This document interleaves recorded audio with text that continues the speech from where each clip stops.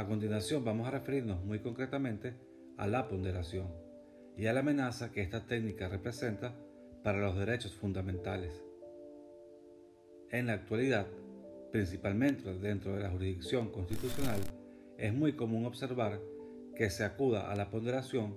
como un método de hermenéutica jurídica para resolver supuestos conflictos entre derechos fundamentales,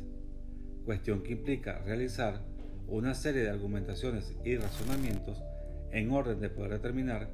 cuál de los derechos involucrados tiene mayor peso e importancia para la resolución de un caso particular. La génesis de esa metodología puede ubicarse cronológicamente en el último cuarto del siglo pasado, debido a la crítica formulada por Dworkin al positivismo jurídico, que se desprende del pensamiento y teoría elaborada por Hart, para quien lo fundamental radica en el análisis lingüístico como herramienta primordial para entender cualquier asunto jurídico. Al respecto, Dworkin señaló que las normas podían presentarse bajo dos modalidades distintas, ya sea como reglas o como principios. Criticó que en el positivismo jurídico se ignoraba el rol de los principios, ya que se centraba exclusivamente en el estudio de reglas. Sostuvo que en virtud de la existencia de razonamientos basados en principios, era posible que entraran en conflictos entre ellos, y que no era posible desconocer alguno a través del método basado solo en reglas, sugiriendo así el método de la ponderación como la única herramienta válida para sostener el privilegio o permanencia de algunos principios o derechos frente a otros. Recuérdese aquí que muchos derechos fundamentales se presentan como principios. Quizás sea Robert Alexy uno de los principales o el más reconocido promotor del uso de este método, el cual basó en las decisiones del Tribunal Constitucional Federal Alemán y que hoy conocemos su aplicación a través del denominado test de proporcionalidad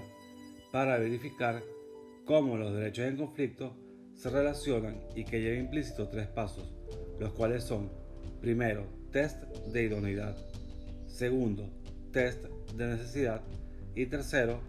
test de proporcionalidad en sentido estricto, donde se lleva a cabo concretamente la supuesta ponderación para determinar cuál permanece y cuál de ellos es derrotado. El test de necesidad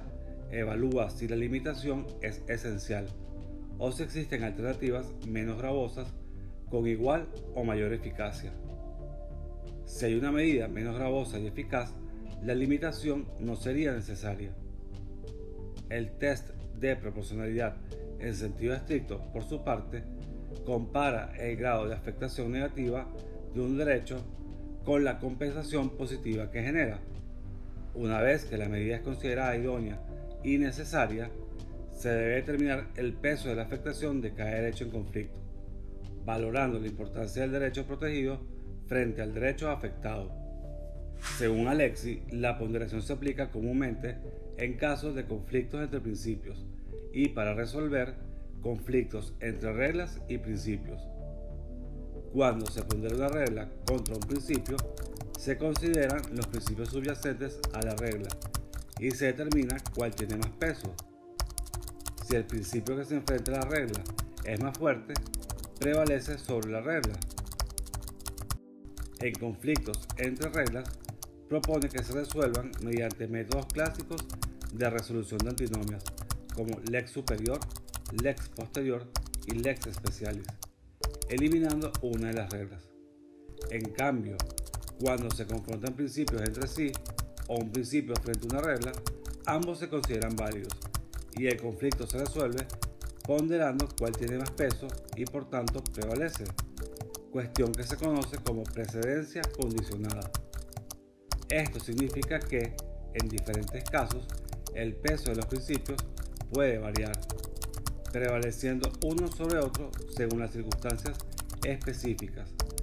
creando un sistema de jerarquía móvil de principios. La crítica que se formula a la técnica de la ponderación radica en que suele tener sentido al dirimir una controversia específica, con base en sus particularidades y no a través de la generalidad y abstracción de la Constitución. Así, se relativiza el contenido de los derechos fundamentales, toda vez que su protección queda condicionada a las circunstancias de cada caso, desatendiéndose los límites inherentes a cada derecho, pues la premisa inicial es que cada derecho tutela un valor jurídico de distinta jerarquía, que una vez confrontados entre sí, alguno será sacrificado o derrotado, es decir, se suspende uno para aplicar otro. De tal manera que esa metodología desconoce el valor normativo de los derechos fundamentales y la Constitución, al jerarquizarlos indebidamente, ya que se plantean los conflictos como una confrontación de valores, en lugar de determinar y delimitar el alcance de cada derecho y dar efectiva aplicación a sus límites, cuestión que se corresponde con el método de interpretación, que tiene un contenido más amplio que el de la ponderación, que se sirve de las particularidades que se presentan distintamente en cada caso. La ponderación desconoce, en cierta medida, el contenido esencial de los derechos, cuya importancia radica en que constituyen un límite real frente a la intención de restringirlos o desatenderlos, los cuales nunca deben ceder, bajo ninguna circunstancia posible, pues de lo contrario se desatiende la seguridad inherente al conocimiento previo sobre la interpretación concreta que se le da a un derecho y su núcleo esencial, en lugar de la casuística de la cual depende la ponderación, que no permite tener ninguna expectativa legítima sobre el alcance de los derechos fundamentales de los ciudadanos y su necesaria protección en cualquier escenario. Finalmente, en la descripción del video, te dejamos un enlace para que profundices respecto a las críticas formuladas contra la ponderación por el profesor Juan Antonio García Amador.